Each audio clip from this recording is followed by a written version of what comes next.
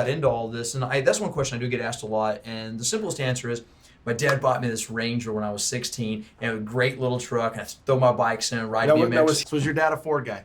No, you know what? No. So my dad really is maybe a diehard Chevrolet guy. Well, that's one thing we need to talk about.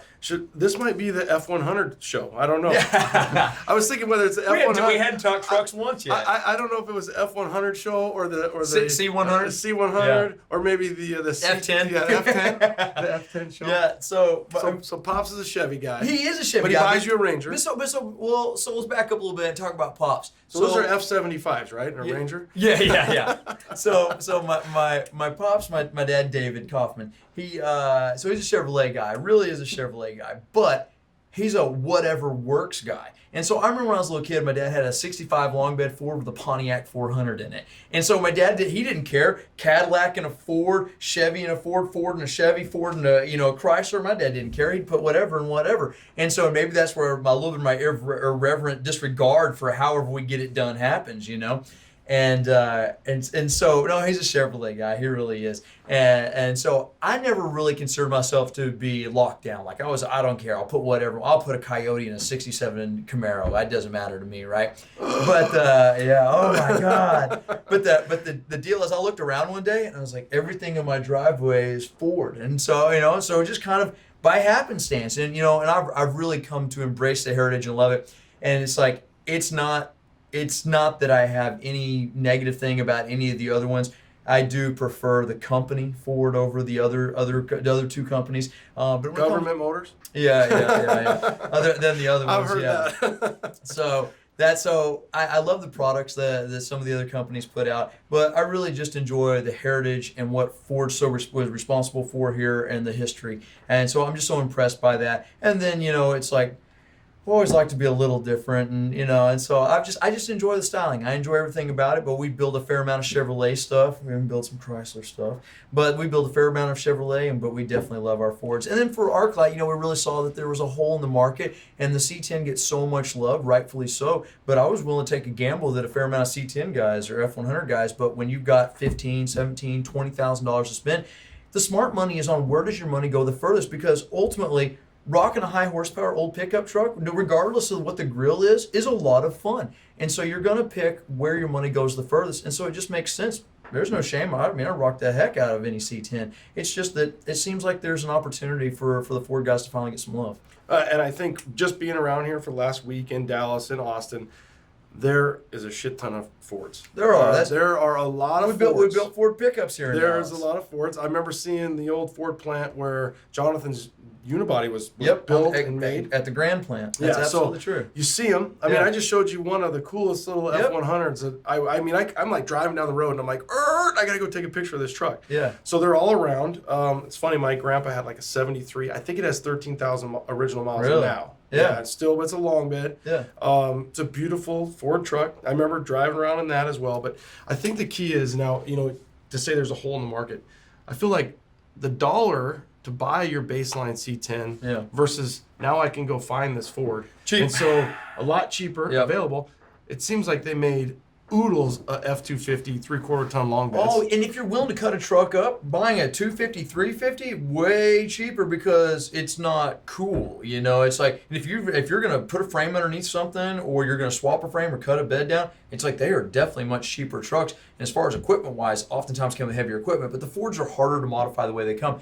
And so I've always kind of thought it was an interesting analogy. I've heard, you drive a Chevy and work a Ford, and I really do agree. I found that when in the 70s and the 60s, it seems like the Fords held up to being worked hard better than the Chevrolets. However, the Chevrolets is a much more, like they tend to, with the IFS very early on, bit of a comfortable drive, better on pavement. But if you put them in the dirt and worked them hard, there was many more wear parts for them to start coming apart, so you would notice the wear on the vehicle sooner than you would on a Ford. And so I've always thought that was a pretty decent analogy of how it all works. And also, I'm willing to accept that both of them have their pros and cons. And then the other thing is, because the IFS trucks were so much easier to modify, you see so much more use on pavement. And then one reason you see early on in the dirt, you see so much Ford stuff is because it takes a punishment so much better. And so now with so much technology and so much access to great fabrication equipment, that there's a lot of IFS trucks in the dirt and a lot of Fords on the pavement.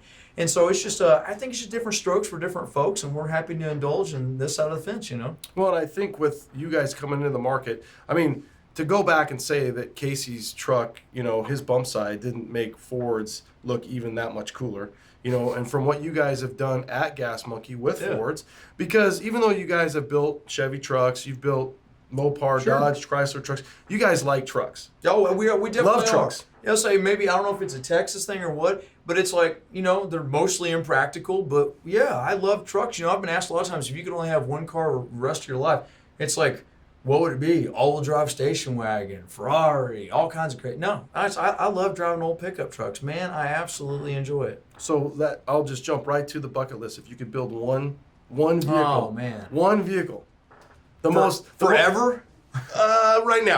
Right now, because you're forever. There is no such thing as Aaron Kaufman's forever. And it's such a crazy question. But so I know give me a category of bucket list that you would want to build. Different types. I mean, whether it's for the show, whether it's a Ford, whether it's so all-wheel drive is something that I'm totally enamored with. I've never had an opportunity to. So I really want to build. So it's like, man, the first time I saw the Unicorn, I almost cried because it was like that thing lived in my head, and there it is for real, you know. And then obviously, you know, see what Ken Block does with it, and it's like now version 2. And so I'm totally bummed someone else beat us to it. They did a really good job, you know.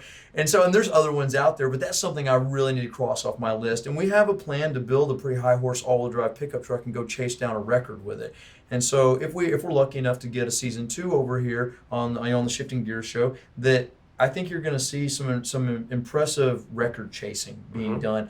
But so there's that. Well, don't you think like that? Just because this is the way, you know, my brain works, but you talk about that. Is that a segue from the perspective of you're going to combine the best of both worlds for the show? I mean, absolutely. We're all over the place. Maybe like talk about my curiosity. It's like, so some people are big block Camaro guys, and that's their thing. I can't hang in just one village. So the deal for me is like, I love airplanes. I don't know a lot about boats, but the giant horsepower and things that float seems like a pretty bad combination, which sounds wonderful to me, you know. And then it's like, when I love, and the other thing is I love race cars more than anything. And there's a visceral aspect to race cars, and that isn't there with street cars, but I love building I love Japanese cars. I love Japanese style. I love all the styles from all different across the world. I love motorcycles, all different kinds of motorcycles.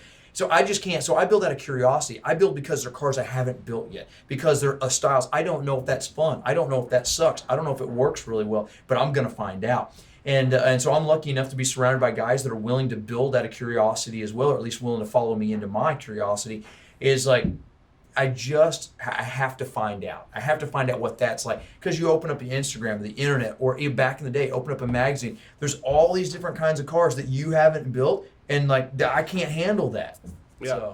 So do you think that when you look at it from that perspective, I'm always kind of enamored that you didn't go into more racing. Like that's to me could be potentially one of your callings. I mean, I'll be honestly, so I love it so much. Like I love going to the track in the mornings, just hear cars being unloaded before sunup, the smell of fuel in the air. I love the way tires smell. You know, the way Nomex smells. It's like I love in your face, in the beard. Oh yeah, everything. It's like getting my beard caught on the Velcro on my fire suit. And the thing is, like, some people just have this natural talent, athleticism that I think is far superior to mine. Their eye-hand coordination, they're just faster. They're always going to be faster. And then a lot of these guys, you know, racing's such a big money thing. So one thing that was really important to me is that, or has been such a big impact on me, is the ability to go race anything, right?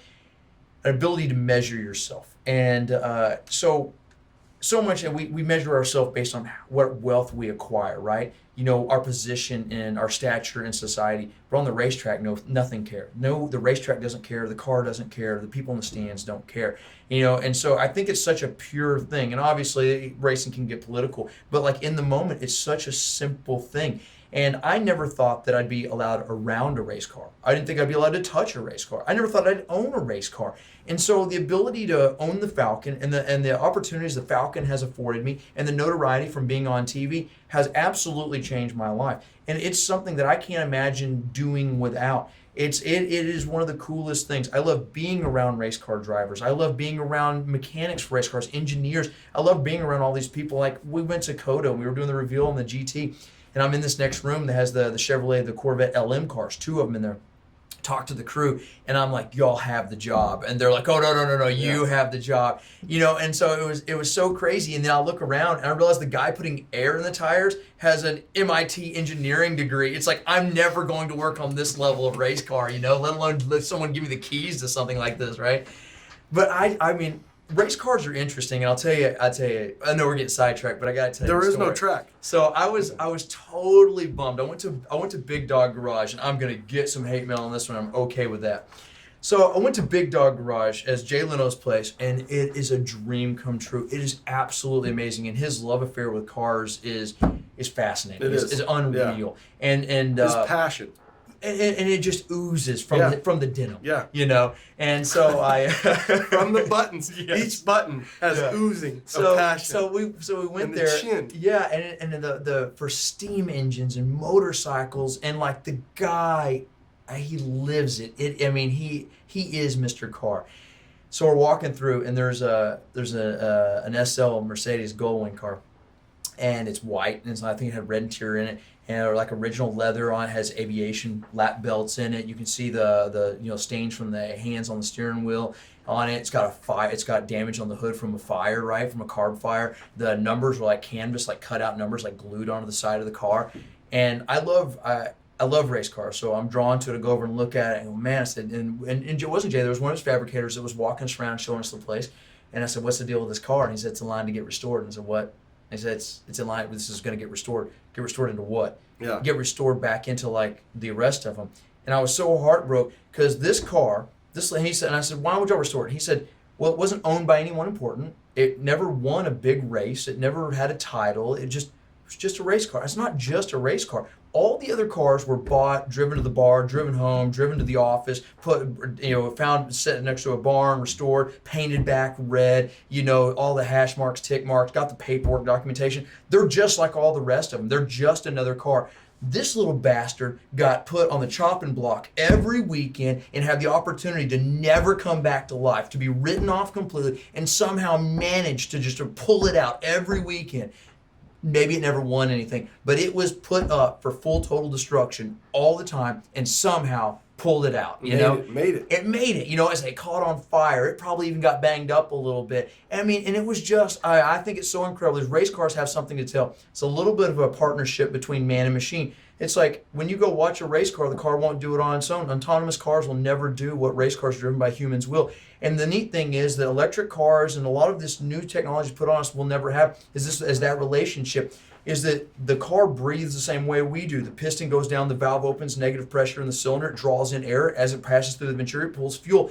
Whenever we breathe, our nervous system tells our diaphragm to retract, causes a vacuum, we open our mouth, the air rushes in. It's just like us, or it was built like us. And so the thing is, when it's unhappy, when its timing's off, whenever it has a stumble, you feel it. You can start to dance with a little more fuel, maybe a little more load, wrong gear, change gear. It's like you have this opportunity, this dance with the machine, with the car, to do what you want. And it's willing to do what you ask if you ask it correctly. And I think that's such an amazing thing. And that there are people so skilled at it that they can do things that almost defy, the laws of physics with these cars. It's what I think is an incredible thing.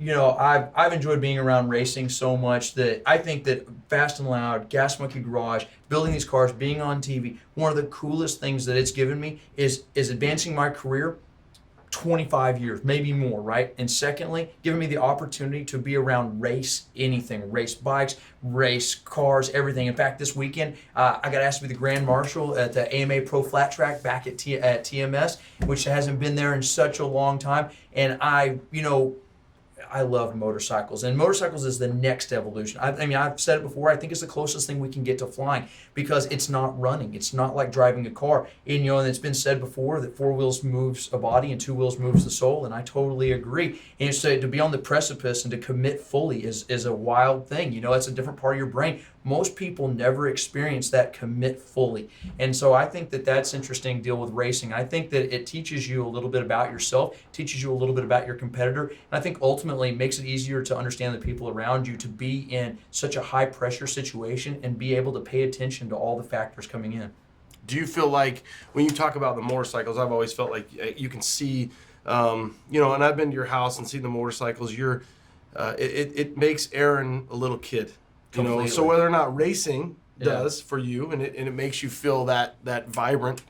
When I see you around, even when you on the show, when you were, you know, building bikes and when you're doing your motorcycle thing, do you see motorcycles being something that you would incorporate either? Obviously, it's always going to be in your life, but something that you would bring into the shop as well, or to the show? It's always been a kind of a tricky thing, man. It's like on the show previously, every motorcycle had such super strange issues regarding it. And so they really weren't a clear indication of like my passion for it. The little pink motorcycle was really kind of interesting.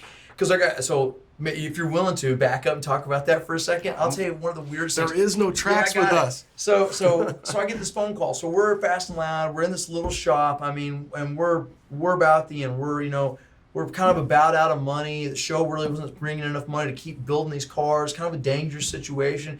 So, hey, do you want to do biker build off? OCC was still on the air, and we hadn't seen anything from Jesse in a while. And so they said, do you want to do this? And I said, do I have to build that crap that I'm used to seeing? Which, I mean, these other guys are craftsmen, but their style is definitely not mine. And I said, can I build whatever I want? They said, you can build anything you want. Are you in?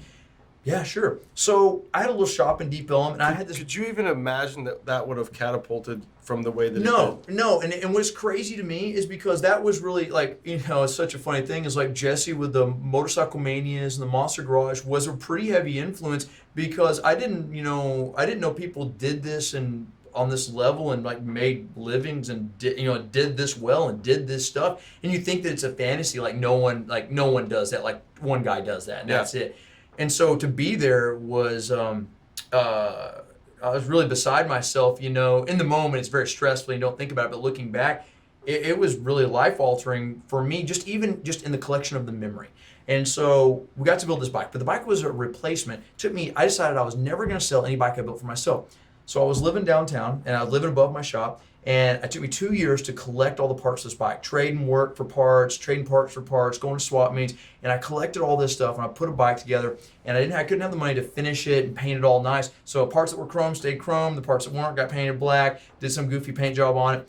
Built the bike. I rode it for maybe a month, and I was out of money, and I mean it was kind of a really bum time in my life. And I put it on eBay, sold it right away to a broker. He sold it, either went to Australia, went to Japan, who knows, right? But it left. I didn't have the bike, and so Fred was the finished, done, painted, like polished version of the bike that I built for myself. Because I needed some closure. I wanted to finish the bike, and I wanted to ride the bike. And so riding the little pink bike Fred out to Vegas was my second favorite day on a motorcycle, bar none. And that's something that's been that I definitely cherish, is being ability to do that, to go out there and and so Jesse, whether you like him or don't like him, whatever the feelings are, this is a guy that had an influence on me, and to be on stage with him, I thought that was a really keynote in my progression in getting here, is to be able to do that and then to keep moving forward. Now, as bringing the bikes into the TV, it always makes me nervous because I love it so much, and then because there are a lot of goofy parameters that TV puts on some of these things, and it would upset me more emotionally to be able to have to adjust what I wanted to do on the bike, or to be able to not do what I wanted. Whereas to you do had full leeway with Fred, and you were able to build it the way you wanted to build it. I did, and Fred's not an expensive bike, so there was a surplus of money, which is really what moved us over into the new shop and where everything took off from there. So we did well enough and captured enough attention and maybe hearts and minds building Fred, and had enough do-re-mi to make the next step, the big step into the big shop over there. And I think that's really where things took off for us. And so it was just a really touch and go for a little bit, and then a positive turn, and it worked out really well. And it worked out well for everybody. For anyone that says like that so-and-so got over on so-and-so, either way, it's like, it's all just one big ride, and it's been a blast for me. And you learn a lot of things, positive and negative, and it was one of the greatest opportunities I ever had to do that. And now I'm on the edge of, we're not on the edge, we're actually committed now. We're into it. We're filming another program, and I've invested everything into ArcLight, and so trying to get up to speed and really having to lean on my crew and on outsourcing some stuff, and people, I really having to trust these people, because there's more work than I can do in a day, and it's kind of a scary thing. It's a big deal, and it's been a long road to get here. And to think that at that point you didn't know, and it wouldn't have been as fun. But when you're building that bike, that, like you said, catapulted you to essentially the success of Fast and Loud Sure. to now where you are now. If that was the second best day on a bike, what was the first best? Real simple. So we just started filming. We had a little bit of like a week-long break. Good friend of mine, Austin, just got married on Friday. Was his best man. Did a horrible job at the speech, but as I had planned for so long. Nobody's gonna believe that. Just so you know. And I had planned for it. How many cocktails did you have? No, I got so. I'll tell you, I didn't expect to get so emotional, and I did. It's like because so here's the deal. You're getting old, dude. That shit counts. It's crazy, man, about that, and we got to get back to that because the most positive. I got excited talking about racing, but the deal is, it's like the people in my life that this line of work has brought to me or me to them has been the greatest gift of all is the people that I've been around. But so Austin and I, both of us had choppers that our bikes that we built. They're both our bikes. I mean, straight up. And so my shovelhead, and he was riding a Sportster, and we went out to Wheels. So I've been riding for years and didn't have a motorcycle license. So I got my motorcycle license, like my paper license, like for real, like the day before we left. We were gone 72 hours, got in the truck, drove with bikes in the back. We went to North Carolina, to Maggie Valley, went and saw Dale, his Wheels Through Time. So this was crazy, sidebar story. So he was talking, and the weather, the smell of the dogs, the motorcycles, the fuel. This is the most amazing transportation museum. And then on top of that, motorcycles, at Dale's museum. And we're sitting there talking about the hill climb, experimental frames, all that. My computer's full. I can't take in any more knowledge. Like, I physically can't stop myself from crying. I had to walk away. It was embarrassing, but it was only Austin and Dale and I.